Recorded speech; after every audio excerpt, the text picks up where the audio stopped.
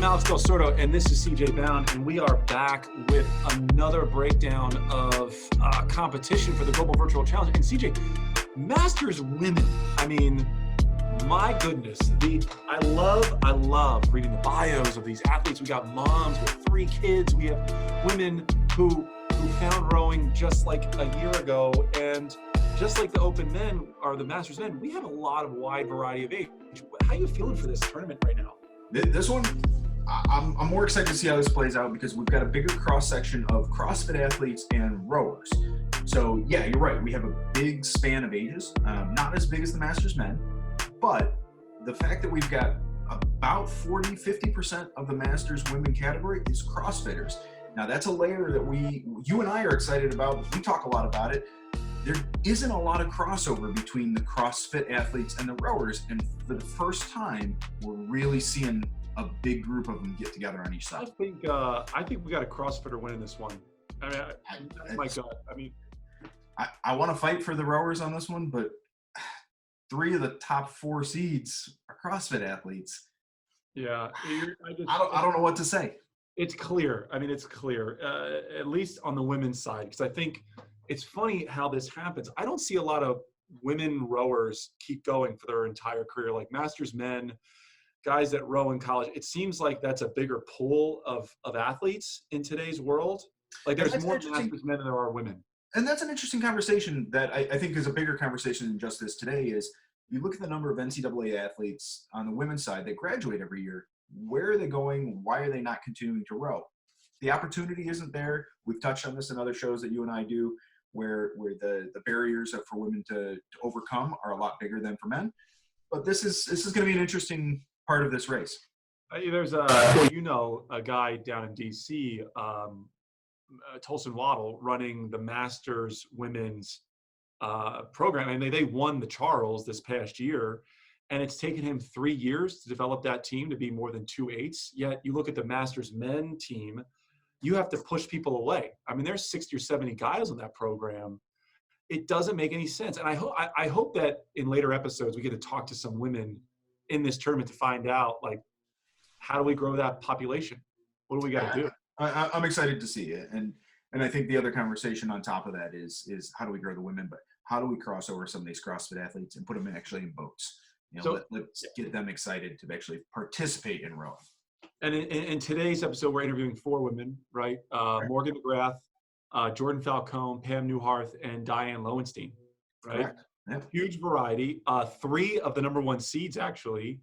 And I think it's, is it Pam that's the 4th seed? Is that right? Is she the only? Yeah, Pam is the 4th seed. Pam out of Marin. And I mean, like, how are these scores looking? I mean, have you seen any outstanding athletes in this tournament for this specific category? Yeah, well, Jordan is the one that stands out far and away. She's the CrossFit mom that got into the sport not that long ago. You know, she's 9 seconds faster in her seating time than the next closest competitor. 9 seconds. She threw down a 3:21.8. That would be in the Masters men category. That puts her middle of the pack. Alex, that beat me. That beat my time. Oh, Jordan Falcone. Oh, it's embarrassing, CJ. It is embarrassing. So I'm looking forward to interviewing these 4 women here to see, how they feel about their position in the tournament. This is going to be good. This is going to be a great conversation. It's coming up right after this. So, Morgan, you are a number 1 seed in this tournament here, and CJ and I were just talking about you earlier about your chances of advancing in the tournament, but I want to know, like, where do you live? How long have you been rowing? How's your training? Like, give me a breakdown sort of like your rowing background. Okay. I am from Fresno, California, which is what threw me off a little bit today because I didn't think about looking at the time zones. I have been rowing since about 2016. I started indoor rowing kind of casually. I had been working out at a gym, and they had just gotten a bunch of Concept 2s and were just learning out how to use them. It had been kind of a big part of my weight loss journey. I've actually had lost over 200 pounds. So rowing has been a wonderful factor on that, about keeping my cardiovascular fitness up and keeping my weight down. Been a wonderful journey. And then at the end of 2016, I was only rowing like once or twice a month, really. At the end of 2016, one of my trainers was looking at my times, and she's like, your times are really good. Let's go put them in this website. And we did, and I was like ranked 15th in the world in my age category. I was like, whoa, let's go learn about this whole rowing thing. And so I had started actually traveling around California, and I'm in Fresno, which is like a desert. So we have like no actual on the water rowing here, not a whole lot of people who know rowing coming from like a traditional background. And so I actually went to the Bay Area and had done some wonderful classes there, met some great people. And soon after found out that I had also qualified for the World Games, which were in 2017. So I got to be the U.S. Athlete for the 500-meter row in Poland. And actually went there with like, I'd only been really rowing seriously, I think, for maybe 6 months. So that was an adventure. I got to meet some amazing athletes there. And since then, I've competed I did the Worlds and down in Long Beach. I took, I think, third in my age category and second for the 500-meter. And then along with Jordan and Elena and Anna, I went to the World Urban Games last September, and that was an amazing experience. So wow. it's been quite a journey. This is wild. So CJ, I mean, you're grinning here. You're loving this. I mean, this is what we love. This is crazy. This is, the fact that CrossFit is crossing over into rowing. We're talking about. So, Morgan, I want to know, what would be like the one distance in this tournament would you say, oh, I got this on lockdown, I'm going to dominate? I'm not on lockdown because Jordan is pretty darn good and very fast. But I think I'm stronger on short distances. So the 1 minute all out. Matter of fact, we both just did it for the cross team, the CTC last. We both do international indoor rowing competition teams, and so we both did it. She set a new American record at 336 meters. And I trailed her by a meter. I did a 335. So we'll see. Hopefully I can chase her. That leads us right to the next question, right? Who's your biggest competitor in this tournament? Is it Jordan? It's got to be. Jordan is amazing. I've been chasing her for some time, and so she's a great person to row with. I really enjoyed competing with her. Also, Christy Stoddard is absolutely phenomenally amazing. I know both of these athletes, when they got to their new age category, the first thing they did is go sweep the world records and American records. So they were both just great to be rowing with. I don't know the Diane. I've never really seen her. I think she's an on the water rower, but those two both are amazing. And I know one thing that Christy is just amazing at long distances. I know that she does not enjoy sprinting as much. But I know that since she's in the 50 plus age category, which is just crazy for me to believe, but she will get that a bit of a time bonus. And so that actually could possibly kick her over my time too. So I don't know. It's going to be a toss up.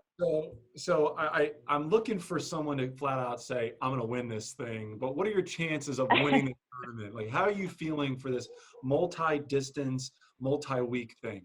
How are you feeling for a win? I don't think I'm up for a win. I trail Jordan pretty consistently. If you guys had like 100 meters, I'd probably win that. My one pull max is really high, but start making me row longer, I start dying. I appreciate your honesty. So last question, let's say you do win this thing. What are you gonna do with the prize money? What are you gonna do with the several thousand that you're gonna win? I would actually buy a new erg. I would love to. I have one. I'm really glad that I have one at all. But I have a secondhand one that I've been using with the PM3 that I've been it has a weird bounce in there when I start getting to a high sprint. So I don't usually use it for timed rows. But I have a lot of friends and family who would love to row with me. And I just really want to encourage people to pick this up as a sport and also just as an everyday fitness, tool. And I would love to have a second rower so that one, I could have a updated model that I could compete on, and two, that I could have it where I could have people come over and do sessions with them and encourage them to, really up their fitness and really pick up rowing. Morgan, you are an incredible story, and I'm so excited for you to be part of this tournament. I wish you all the luck. And again, I want to say thank you for being a part of this. And we're going to hopefully track you as this thing goes on, and you'll be on the next week's episode of the Masters Women Breakdown. So thank you for being part of this. Thank you. I'm so glad to have this opportunity. Next up, we have Jordan Falcone, the #1 seed. When I say #1, I mean the #1 seed, far and above the best athlete coming to this tournament. The CrossFitter that is, I think my money is on to win this tournament. Jordan, thank you for being part of this. I know you were already on Athlete Profile, but just tell everyone watching this episode, where do you live and who do you row for? I live in just outside of Charlotte, North Carolina, in a town called Waxhaw.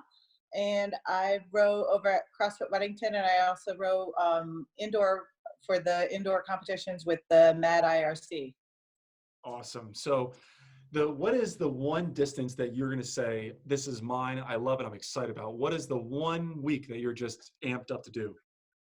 Well, I'm excited about the 1 minute, which is not my sweet spot at all, but I broke the American record last week in it, so I kind of want to break it again. You know, we just had Nobody else gets to say that. Nobody else had done this and said, "Oh yeah, I won the American record now." I know you just talked to Morgan, and she's got 1 meter behind me, so I think we're both gonna be fighting for that one. Well, we asked Morgan. Sorry to Alex. We asked Morgan who her biggest competitor in this tournament was going to be in, and obviously she said you. So we have to ask you the same question. Who's it going to be? Well, I think it's definitely Morgan, and then I think Christy's going to be interesting because she's got the handicap going for her, and then Diane is completely unknown to me, and I think everyone else. So this should be fun, but definitely Morgan. And I know in the 1 minute, Morgan was in Budapest with me, and she killed it on the watt test, and so that the shorter distances are her sweet spot. But I was really excited to see that come up because I want an excuse to do it again. So I gotta know. I mean, what do you think your chances of winning this tournament are now, having seen who you're racing up against? I think I have a good shot at it. I'm interested in how the handicap works out here. I mean, honestly, that was something that you guys didn't have in place when we first spoke. So that has the potential to mix things up a bit. Morgan for sure is going to be keeping me on my toes, as well as a few of the others out there. So yeah, I'm glad we got a lot of people going. If you and Morgan do meet, it will be in the final four. So it'll be for the 750. It'll be, that'll be a brawl. So I saw that. So that's great. I got one more question for you, and it's pretty straightforward here.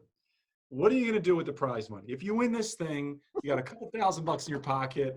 I have had answers of, I want a new rowing seat, I want a new erg, I want to paint my oars. What are you thinking? What are you going to do with the prize money?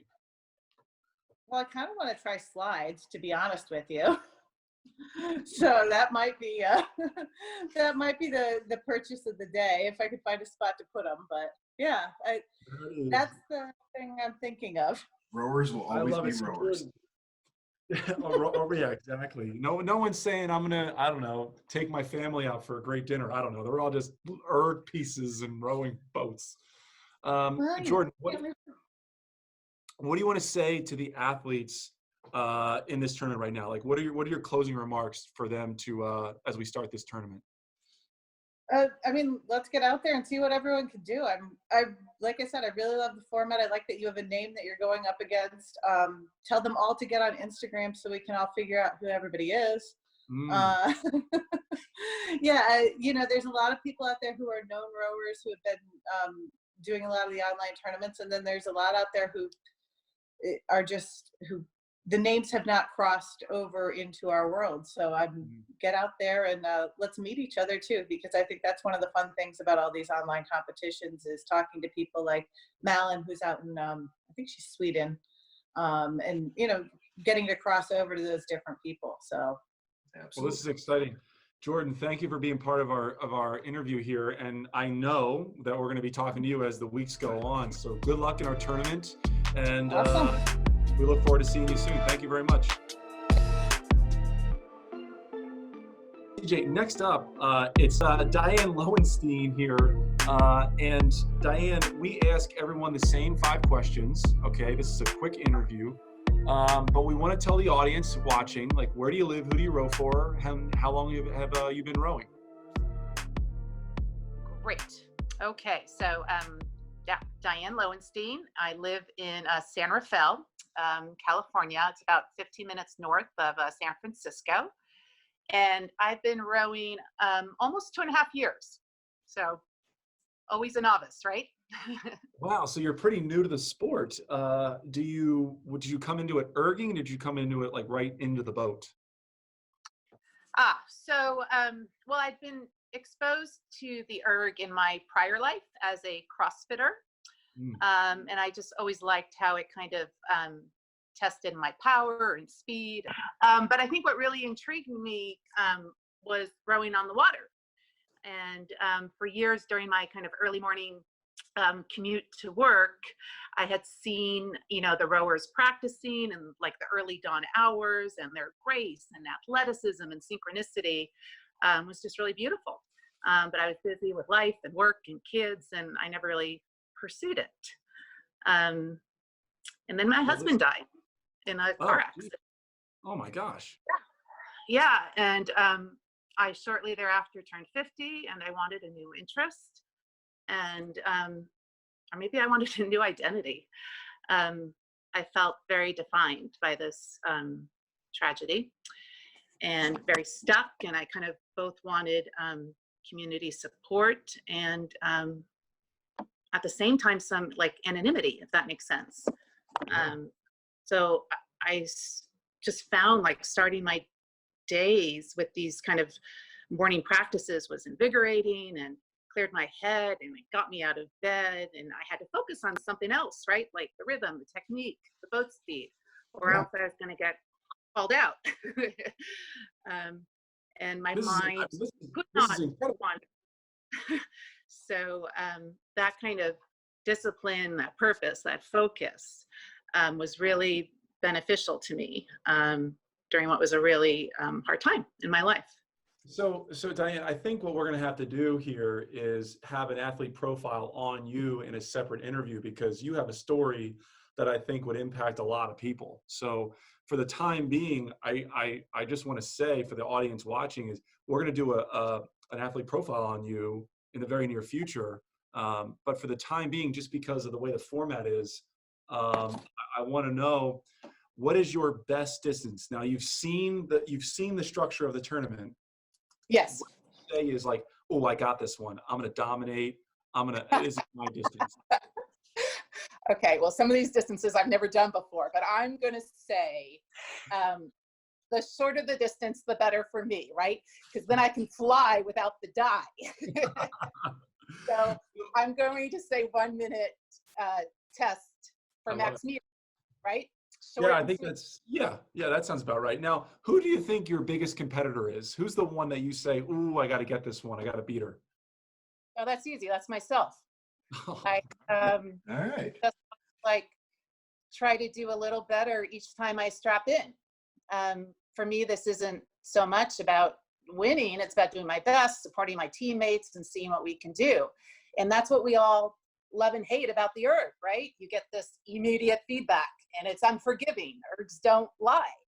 They also don't float. The race is, the race on the water is a whole different thing. I love that. So what are your chances of winning? What do you think? What do you think you're going to do here? You think you can win? Well, at 52 years old, this is my first indoor rowing competition. So I imagine I'm like somewhat of a wild card. Thank goodness for the age handicap. Woohoo! Last question. Let's say you win this thing. You put a couple grand in your pocket. What are you going to do with the prize money? What are you hoping for here? Oh, that's an easy one. I'm going to donate it to my boathouse, Marin Rowing Association. Oh, come on. A pretty amazing crew, behind me and beside me at MRA. And my teammates and coach have taught me so much, both on and off the water. They inspire me and push me and support me, and I want to represent them well. Diane, thank you so much for this. This has been a wonderful interview. We're going to move on to the next one here, but we're going to do an athlete profile on you. So, you're going to be back on with us pretty soon here, okay? Woohoo! We're here under lockdown. I love it. I'm good Thank you to go very early. much. Thank We'll you. see Next up, and the final interview of the day, we have Pam Neuharth. And Pam, you competed in our first tournament, and I talked about you on camera quite a bit. And here I am actually. Oh, really? Yes. I didn't know that. You'll have to go back and look. So, I do. tell the listeners here, I want to know, where do you row? How long have you been rowing in the sport? And where do you live? So I live in the desert in Tempe, Arizona. I row with Rio Salado Rowing Club on Tempe Town Lake. It's about 3,500 meters one way. A really great venue, really great lake. And I've been rowing with Rio Salado Rowing Club since 2013, but I started rowing in college back in the late 80s for Cal, and rowed off and on since then. And when I moved here to Arizona, they had a lake that they just kind of dammed up and started rowing on. And so a few years later, I joined up.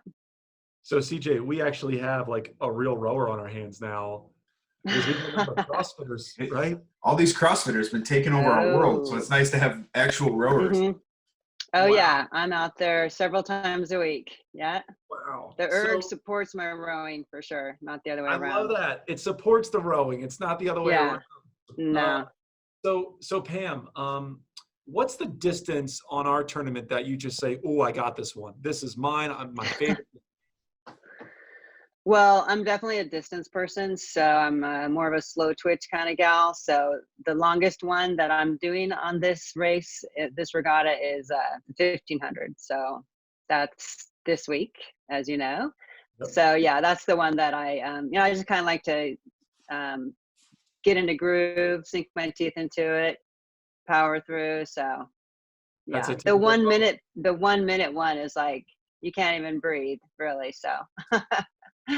So I know CJ's got a question for you here, given that he builds the brackets. Well, as we mentioned, there's a lot of CrossFitters that are in this, and it's interesting on the Masters women's side. We have more CrossFitters in the Masters women category than any other category. So, have you looked at the brackets? Have you had a chance to kind of size everybody up? Who do you think's your biggest competitor in this? I've looked at the brackets enough to know that I know not one single name on there. And I'm not going to go Googling everybody. So really, I take it one race at a time always when I'm racing. So my biggest competitor is right now Veronica Platzker, because that's who I'm racing in this bracket. So, one race at a time, and then we'll see who's next. So what do you think your chances of winning this tournament are? Since you're one of the only rowers that have been doing it for a while, how do you feel your chances? That I didn't know that they're mostly CrossFitters.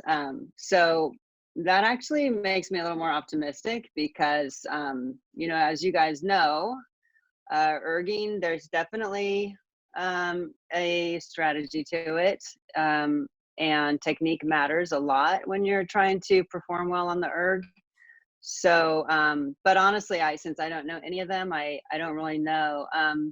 For me, an event like this is all about personal record, personal best. And so, there's no other influencing factors that I can have any awareness of, let alone control of. All I can control is how much effort I put in. So if I put in 110% and I get off the erg after the piece knowing that I couldn't have done any better, then to me that's a win. So I can't venture a guess who won the whole thing, but I know that I will put in my very best effort. So let's say you win the whole thing, right? Let's say Okay, in a month. Yeah. What are you going to do with the prize money? This is a unique event. What are you going to do with the couple thousand that you win? Yeah. definitely unique. Well, take my husband out to dinner because he definitely has been like my biggest supporter and tolerates all my crazy. And then if there's any left over from that, I think I'll take out my teammates because my teammates at Rio Salado Rowing Club really provide me the inspiration to work out every day in the gym, to get on the erg, to get on the water. My drive to win, my love for my team, my love from my team, to win with them is really what motivates me almost every day pushing myself. So definitely, if I win, they're going to get a piece of this for sure. That's amazing. I love that. So, Pam, we wish you all the luck in this tournament, and I really hope that you are enjoying the opening round. And I think if you keep advancing, we're going to keep talking to you on later episodes for the broadcast. So thank you for being part of our interview process today. Well, thanks for having the challenge. It's super fun. I love it. Awesome. Thanks so much, man. Thank you very much. Bye-bye. I love hearing that Pamela raced at Cal in the 80s, and she's right. She is putting herself in a position to do very well because, as you know, erging is challenging. It's not just rowers just know more about what to do than CrossFitters. It'll be interesting to see who has that extra gear, who can go a little bit faster in this than maybe they have in the past. You know, and yeah, she does bring up a good point. CrossFitters use this as a tool as they're rowing. Rowers only use this as a tool. This is a means to an end. So I'll be curious to see what that means as this plays out. Listen, I think, you are the purist here. You love rowers. My gut tells me CrossFitters are going to win this thing. What about you? I don't think you're wrong, but I'm pulling for the rowers. I gotta see a rower come out on top on this. Well, that's it for this episode. I hope you enjoyed watching another breakdown of Masters Women Rowing, and the next episode is going to be Open Men, categories that both CJ and I are in and competing in. So thanks for watching another Rower's Choice Athlete Breakdown Interviews.